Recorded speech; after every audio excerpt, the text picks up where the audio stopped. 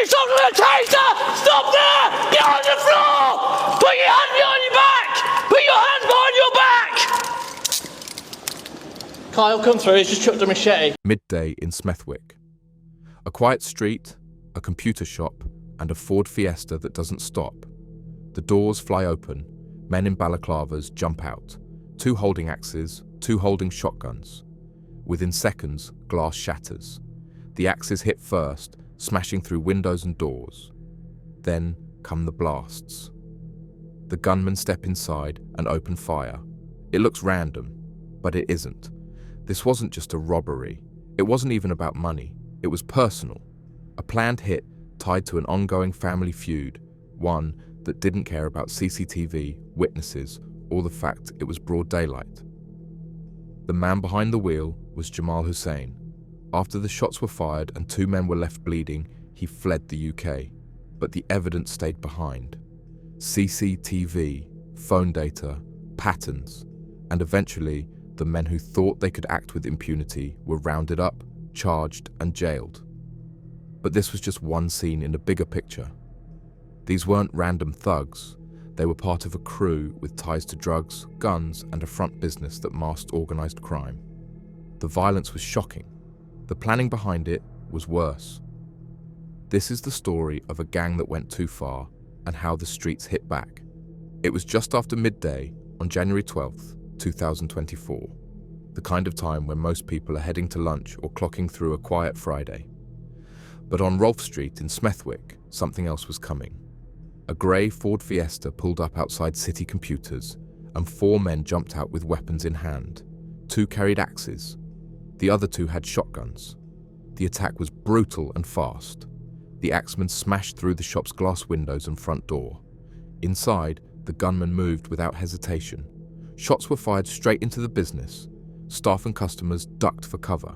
2 men were hit, one in the arm, the other in the neck. Both survived, but it could have gone another way entirely. The getaway was just as chaotic. The car sped off, witnesses scrambled, and within hours, the footage was everywhere. West Midlands police moved quickly. CCTV from nearby streets tracked the Fiesta's movements. Phone data began linking the suspects to the scene. Investigators recovered footage from the day before, showing the same men scoping out the shop, walking the pavement, watching. Behind the wheel during the shooting was 24-year-old Jamal Hussein from Walsall. He wasn't new to police, and once the raid made headlines, he didn't hang around. Within days, he was gone, fleeing the country to avoid the heat.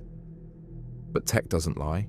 Investigators pinned him to the scene with phone mast data, car registrations, and movement logs.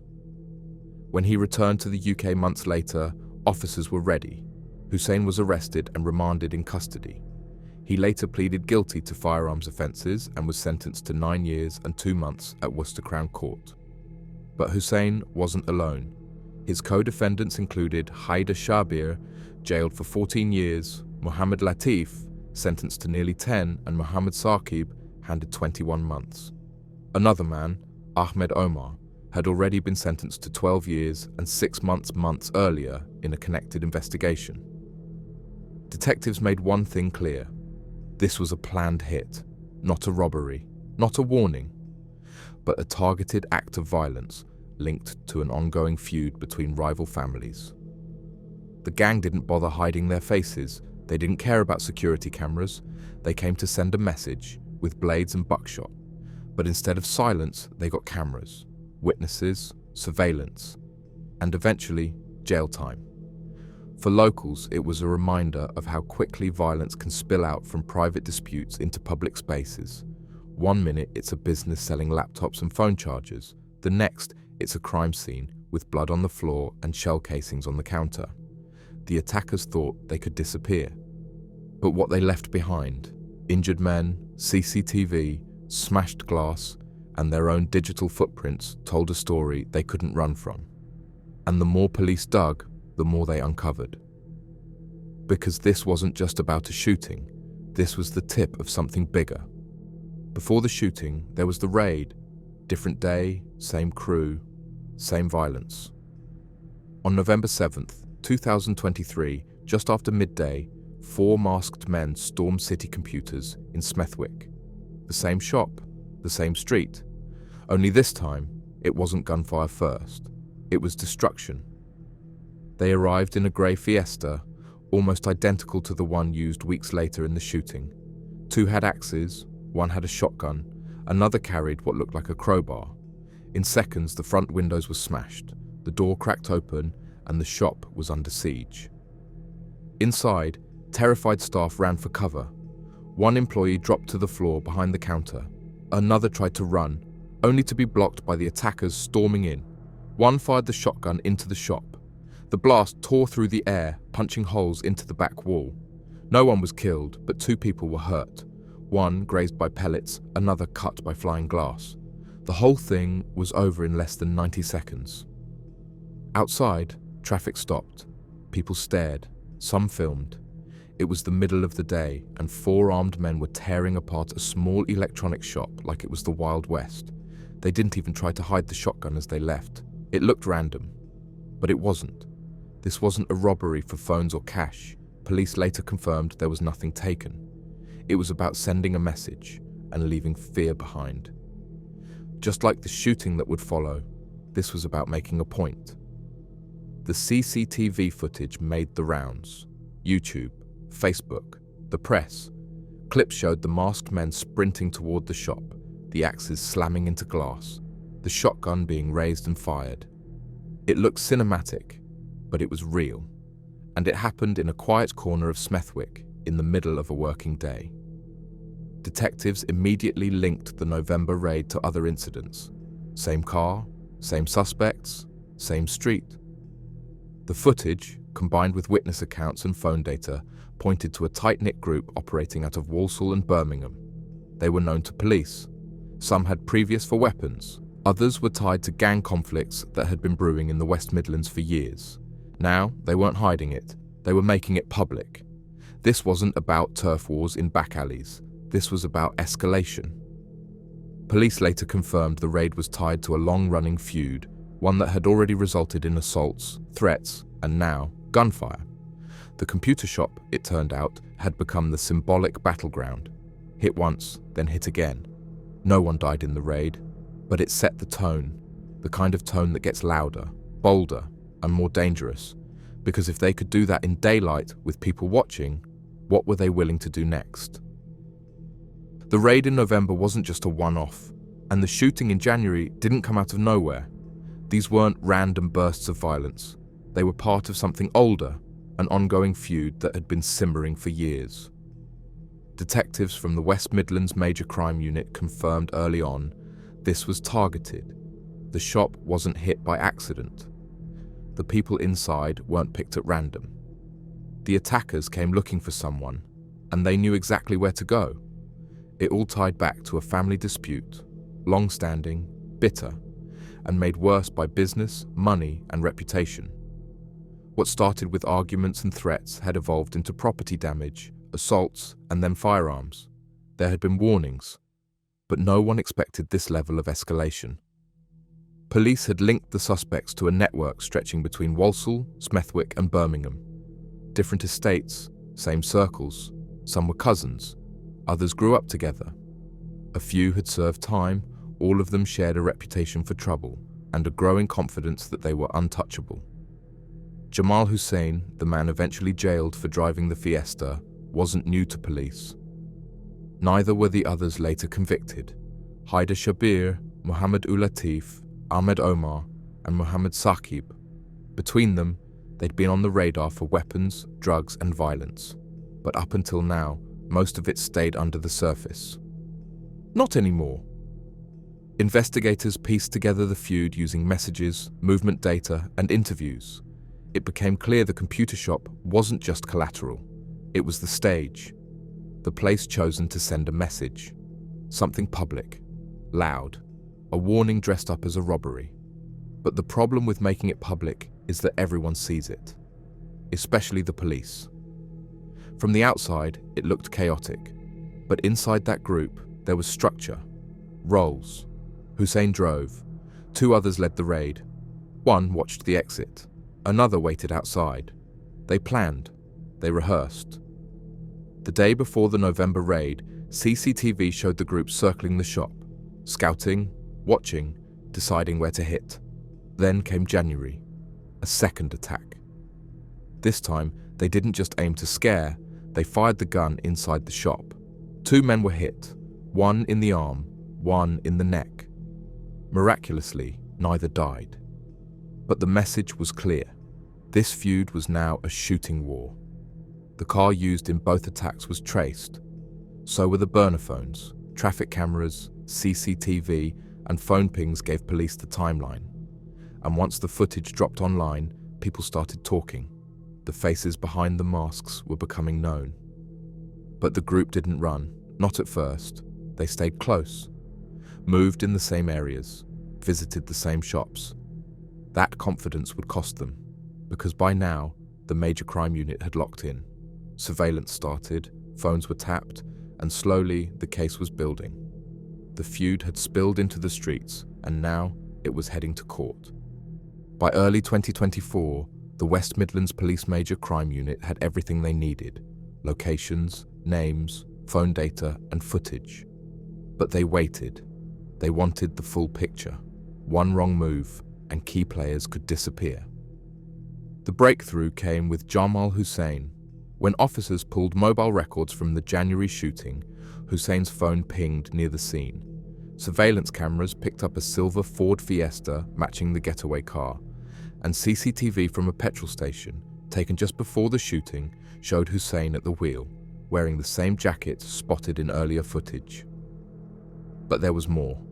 Detectives traced the Fiesta back to a hire agreement, registered under a fake name but linked to a burner phone.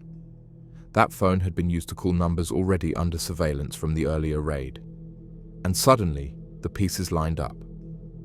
CCTV from the day before the January shooting showed the group leaving addresses in Walsall and circling the computer shop in Smethwick. No masks, no panic, just calm observation. A dry run before they returned the next day, armed and ready. Then came the warrants. 10 addresses hit at once, early morning raids, doors off the hinges, flashing lights in residential streets. Hussein was arrested after returning to the UK in May 2024. He'd fled days after the shooting, but police waited. As soon as he landed back on British soil, officers were waiting at the airport.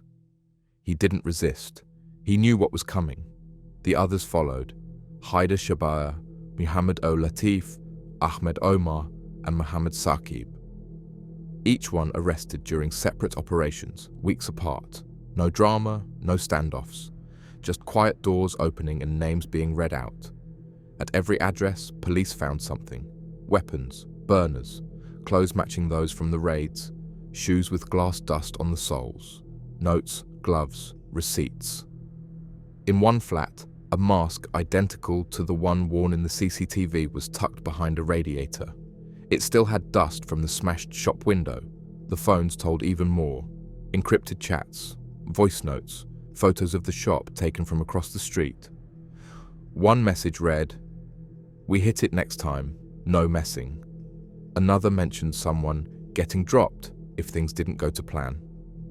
There were also texts sent after the January attack, boasting, bragging, screenshots of news articles. One even had a laughing emoji. To them, it was a story, a headline, a win. But to detectives, it was proof. When the files reached the Crown Prosecution Service, the evidence was overwhelming. Location data, communications, forensics, eyewitness reports, CCTV that tracked every step from the car to the shop and back again. This wasn't a maybe, it was fact. Hussein was the driver. The others were inside. The weapons were real. And the victims, just lucky to be alive. The arrests marked the end of the investigation, but the trial, still to come, would lay everything bare. The streets had been loud. The courtroom was about to get louder. The trial didn't take long to build momentum. Prosecutors came prepared, with footage, forensics, and phone logs stacked high. The defendants, most of them already facing unrelated charges, sat in silence as the events of January 12th were played back on screen. It started with the CCTV. Jurors watched the Ford Fiesta roll up to city computers. Doors flew open. 2 men with axes went for the windows. 2 more entered with shotguns. The blasts echoed in the video. Staff ducked. Glass exploded. The room watched in silence as chaos unfolded in broad daylight. Next came the victim statements. Both men injured in the attack took the stand.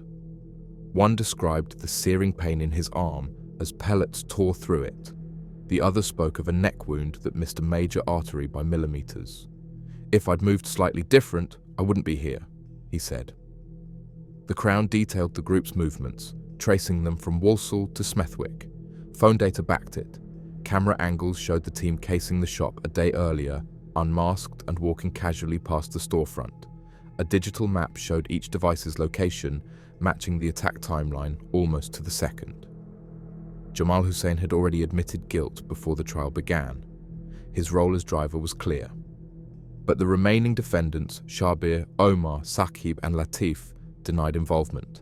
They claimed mistaken identity, wrong place at the wrong time, or no knowledge of what was planned. The jury didn't buy it. Photos of masks, axes and burner phones found in their homes sealed the case. Messages sent hours before the attack referenced sorting the job and getting paid. Police recovered clothing with glass particles embedded in the fabric. Footprints near the shattered window matched shoes seized during the raids. Prosecutors argued this wasn't random. It was planned, coordinated. Each man played a role, and every role had consequences. After weeks of evidence and cross-examinations, the verdicts came in. One by one: guilty, armed robbery, possession of firearms, conspiracy to commit grievous bodily harm. The courtroom stayed quiet, but the weight of the sentences hung heavy. For the officers who worked the case, it was a rare moment of satisfaction. The streets were a little quieter now, but everyone in that room knew what came next. The sentences were still to be handed down, and in a case like this, there would be no soft landings. The court didn't hesitate. Jamal Hussein, who drove the car and fled the country, was handed 9 years and 2 months. His early guilty plea, plus the fact he returned to the UK, may have helped reduce the number, but it was still serious time. Hashim Shabir got 14 years. The court considered his role inside the shop, axe in hand, smashing through the front while gunmen entered behind him. Prosecutors described him as central to the violence. Mohammed Latif was sentenced to 9 years and 10 months. His fingerprints were found on one of the axes. Phone data placed him on the scene, and he was captured by CCTV during the escape. Mohammed Saqib was given 21 months. His role was lesser but not insignificant. He helped plan the attack and moved equipment in the days leading up. And Ahmed Omar, convicted earlier in a separate hearing, received 12 years and 6 months. In total, the case resulted in more than 45 years of prison time. Police called it a win. A violent crew, armed with shotguns and axes, taken off the streets. But here's the hard truth. Some people watching this won't be scared off. The weapons are still out there. The street culture that treats violence like currency hasn't gone away. For some young men in cities like Birmingham, a 9-year sentence sounds distant, but pulling up outside a shop in broad daylight, armed and masked, feels immediate. The justice system will keep doing its part, but unless the root causes, poverty, revenge, reputation, are dealt with too, there'll always be someone willing to step up next. And next time, the victims might not be so lucky.